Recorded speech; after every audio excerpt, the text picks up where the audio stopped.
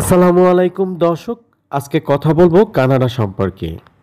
কানাডাতে যারা বর্তমানে ভিসা জমা দিয়েছেন বা যারা অ্যাপ্লাই করেছেন, ম্যাক্সিমাম ভিসাই রিজেক্ট হয়ে আসে, রিভিউজ হয়ে যান। এটার তিনটা কারণবশত দেখা যাচ্ছে। কিছু কিছু যাদের রিজেক্ট হয়েছেন, যারা রিজেক্ট পেপার পাঠিয়েছেন আমার কাছে, যতটুকু বর্তমানে সেই জায়গায় পর্যালোচনা করে দেখা যাচ্ছে, ম্যাক্সিমাম ৩টা থেকে ৪টা কারণ দেখায়। ম্যাক্সিমামই হচ্ছে ৩টা কারণ। এই ৩টা কারণ সম্পর্কে পুরো ভিডিও জুড়ে আলোচনা করব। তো ভিডিওটা কেউ স্কিপ করবেন না বা টেনে টেনে শুনবেন না, পুরো ভিডিওটা শুনবেন, হয়তো বা কোনো না কোনো কাজে আসতে পারে আপনাদের। তো যারা আমার চ্যানেলটা এখনও সাবস্ক্রাইব করেননি তাদেরকে অনুরোধ করব আমার চ্যানেলটা সাবস্ক্রাইব করে যাবেন। যারা করেছেন তাদেরকে অসংখ্য অসংখ্য ধন্যবাদ। পাশের বেল আইকনটা একটু অন করে দেবেন, তাহলে হচ্ছে কি আপনি নিত্য নতুন ভিডিওটা পেয়ে যাবেন। চলুন দর্শক, আমরা মূল আলোচনায় চলে যাচ্ছি। মূল আলোচনাটা হচ্ছে কানাডার ভিসা কেন এত রিজেক্টের হার বেড়ে গেছে বা রিজেক্ট হচ্ছে। হয়তোবা কানাডার রেশিও একটু ভালো না, সেটাও একটা দিক, বাট ডকুমেন্টসের দিকেও অনেকের খুব দুর্বল ডকুমেন্টস দিয়ে বা অনেক সময় অনেক কারণবশত হয়। যেটা হচ্ছে, প্রথমত বলি, ট্যাক্সের একটা পেপার। অনেকে কি করেন, কোটি টাকার সম্পদ দেখান, অ্যাসেট ভ্যালুয়েশন দেখান কোটি কোটি টাকার, বাট আপনারা যে রিটার্নটা জমা দিচ্ছেন সেটা কিন্তু জিরো রিটার্নের। এই যে জিরো রিটার্ন যারা জমা দিচ্ছেন তারা কোটি টাকার সম্পদ দেখাচ্ছেন, আপনারা জিরো রিটার্ন একটা ট্যাক্স পেপার জমা দিচ্ছেন। এটা একটা বড় ইনফেক্ট পড়তেছে। আগে এতটা ঘাটাঘাটি করতো না কানাডা গভর্নমেন্ট বা ভিসা অফিসাররা, বর্তমানে কিন্তু এইগুলি খুবই দেখে। যেহেতু রিকোয়ারমেন্টে আছে আপনার এই ডকুমেন্টসগুলি দিতে হবে, সেই জায়গায় কিন্তু এই রিকোয়ারমেন্টগুলিকে, এই ডকুমেন্টসগুলিকে কিন্তু ঘেঁটে দেখে, একটু তারা বোঝার চেষ্টা করে। তো অনেক সময় কি করেন, আপনারা জিরো রিটার্ন করে থাকেন। এই জিরো রিটার্নটা কেউ করবেন না। যদি আপনার ১ কোটি টাকার সম্পদ দেখান বা অ্যাসেট ভ্যালুয়েশন দেখান, অবশ্যই আপনাদের ট্যাক্স পে করার একটা সুযোগ আছে। সেই ট্যাক্স পেটা করবেন, যেটা ন্যায্য ট্যাক্স আসে সেই ট্যাক্সটাই আপনি দিবেন। কারণ আপনারা শুধু ১ কোটি টাকার সম্পদ দেখিয়ে জিরো রিটার্ন দেখাবেন, সেটা কিন্তু ভিসা অফিসার মেনে নেবে না, মেনে নেওয়ার কারণও না। তৃতীয় একটা হচ্ছে, যারা অনেক সময় ফ্যামিলির ইনফরমেশনটা খুব কারেক্টলি দেওয়া হয় না, যেটাকে ফ্যামিলি টাই বলা হয়। এই ফ্যামিলি টাইটাও খুবই গুরুত্বপূর্ণ, খুবই ইম্পর্টেন্ট একটা বিষয়। যে আপনার ফ্যামিলিতে ৫ জন সদস্য আছে বা ২ জন সদস্য আছে, সেই ২ জন সদস্য কি করে, তাদের আয় রোজগারের উৎস কী, এইটা কানাডা গভর্নমেন্ট বা ভিসা অফিসার জানতে চাচ্ছে আপনার কাছে। এটাকে বলা হয় ফ্যামিলি টাই। এই ফ্যামিলি টাইটাকে অনেকেই শুধু ভাই আছে ৩ জন বা ২টা বোন আছে এগুলি লিখে যান, এটা না। তারা কি কর্ম করেন বা কোন জব করেন বা বিজনেস করেন, এটা উল্লেখ করতে হবে। এটাকেই বলা হয় ফ্যামিলি টাই। কারণ ফ্যামিলি টাইটার কারণটা হচ্ছে কি, যে এ ধরনের তারা জানতে চায় কেন ভিসা অফিসার, যে আপনি আপনার উপরে পুরো ফ্যামিলিটা ডিপেন্ডেড কিনা বা আপনি একা ইনকাম করে ফ্যামিলিটা চালান কিনা, সেই ক্ষেত্রে ওই দেশে যে আপনি আসবেন কিনা। এইটা কিন্তু খুবই খুবই গুরুত্বপূর্ণ বিষয়। কিন্তু এটা এখন আগে হয়তো অনেক আগে হয়তো বিষয়টা জানতে চেত না, এখন কিন্তু জানতে চায়।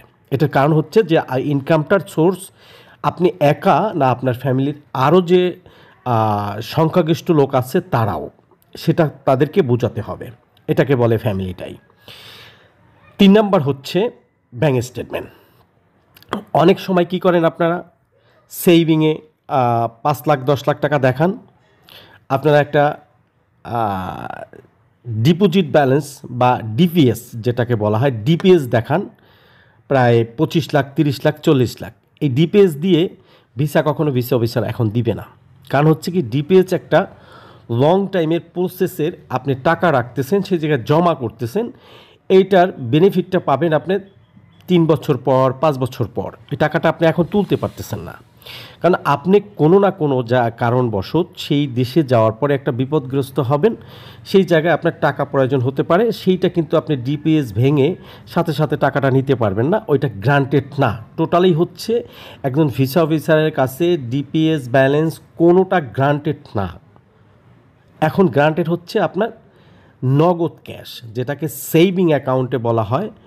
এই সেভিং অ্যাকাউন্টের টাকাটাই হচ্ছে যে টাকাটা বর্তমানে রানিং আপনার ব্যাংকে অ্যাকাউন্টে আছে, সেইটা টাকা থেকে আপনি বা ১০ লক্ষ টাকা বা ১৫ লক্ষ টাকা আছে, সেই টাকা থেকে আপনি ৪-৫ লাখ টাকা খরচ করবেন কানাডাতে যেয়ে। এইটা হচ্ছে যুক্তি এবং লিগ্যাল কথা। যদি আপনারা ডিপিএস দেখাতে যান সেটাকে কিন্তু হবে না। এফবিআর শব্দটা অনেক এখন বাদ দিতে পারেন। এই এফবিআর দিয়ে ভিসা কেউ করতে যায় না। এফবিআর উল্লেখ করতে পারেন যে আপনার একটা এফবিআর আছে। এর বেশি কিছু যে ওইটায় দেখাবেন বেশি, আপনি সেভিংয়ে দেখাবেন কম টাকা, এটা কখনোই আপনাকে বর্তমান পরিস্থিতির কারণে ভিসা দিবে না এই সময়টার কালা। আমি একদমই অথেন্টিকভাবে দায়িত্ব নিয়ে কথাটা বলেছি। যারাই এই ধরনের সেভিং ছাড়া এফবিআর দেখান তাদের ভিসা আপনারা পাবেন না। অনেক সময় অনেক অফিস বা অনেক দালাল চক্র আপনাদেরকে টাকা হাতিয়ে নেওয়ার জন্য যে একটা এফবিআর করে দিচ্ছি আপনাকে ২৫ লাখ টাকার, আপনি লাখে ২,০০০ টাকা দিবেন, ৬ মাস আপনার এফবিআরটা থাকবে, ভিসা হওয়ার পরে এফবিআর তুলে নেবেন। এইটা কিন্তু লাভজনক হচ্ছে ওই যে দালাল চক্র তার, আপনার না। উনি আপনাকে ভুল বুঝিয়ে ভুল ইনফরমেশন দিয়ে আপনার থেকে প্রায় লাখ লাখ টাকা হাতিয়ে নিয়েছে। প্রায় ২-২.৫ লাখ টাকা হয়ে যায় ৬ মাসে ২০-২৫ লাখ টাকার এফবিআরে। তো সেইটা কিন্তু আপনি লাভবান হননি। লাভবান হয়েছে সে নগদ একটা ডেট দিয়ে একটা এফবিআর খুলে ওখানে টাকাও রাখে না, জাস্ট একটা ফেক ব্যাংকে যেয়ে ব্যাংকের সাথে কমিউনিকেশন আছে লোকের সাথে, অসৎ লোকের সাথে, তারাও একটা এরকম একটা কাগজপত্র বানিয়ে আপনাকে দিচ্ছে। আপনি সেটা নিয়ে ভিসা জমা দিচ্ছেন যে আপনি ভিসা প্রত্যাশী। আসলে আপনি ভিসা প্রত্যাশী না। পরে হয়তো রেগে যান যে আমি এত টাকা দেখিয়েছি। আপনি অত টাকা দেখাননি। আপনি টাকা দেখিয়েছেন ব্যাংকালারে আর টাকা দেখিয়েছেন দালালরে। আপনি ভিসা অফিসারকে টাকা দেখাননি। ভিসা অফিসার দেখতে চাচ্ছেন নগদ আপনার কাছে সেভিং ক্যাশ কত আছে সেটা। তো এই ৩টা জিনিস আপনারা কখনো আর ভুল করবেন না। এই দিক থেকে পরিহার করেন। মোটামুটি হারে বর্তমানেও ভিসা আসতেছে। একদম যে জিরো ব্যালেন্স যে ভিসা দিচ্ছে না এরকম ঘটনা না। আমার সপ্তাহখানিক আগে, ৭ দিন আগে একটা ভিসা এসেছে মাত্র ১৬-১৭ দিনে। তার ৩টা দেশ ভিজিট ছিল। তার অ্যাকাউন্টে ২০-২৫ লাখ টাকা সেভিং অ্যাকাউন্টে টাকা ছিল। আর তার ট্রানজিশনটা ভালো ছিল এবং তার যে রিটার্ন ট্যাক্স টিন খুবই সুন্দর ছিল। মানে সে একজন বিজনেসম্যান। সেই যথাযথ ডকুমেন্টস দেখানোর পরে তাকে ভিসাটা দিয়েছে ১০ বছরের মাল্টিপল। তো এই যে অথেন্টিক কাগজ যদি থাকে এখনও ভিসা দিচ্ছে, বা যারা কৌশলগতভাবে কাগজপত্র বানিয়ে ভিসা জমা দিতে চাচ্ছেন এদের জন্য দুঃসংবাদ, ভিসা পাওয়া যাচ্ছে না। ভিসার রেশিও তেমন একটা ভালো না। তারপরও হচ্ছে যাদের অথেন্টিক কাগজপত্র আছে, লিগ্যাল কাগজপত্র আছে, তারা ভিসা এখনও পাচ্ছে। তো দর্শক, ভালো থাকবেন, সুস্থ থাকবেন। আল্লাহ হাফেজ। আবার নতুন কোনো ভিডিও নিয়ে আসবো।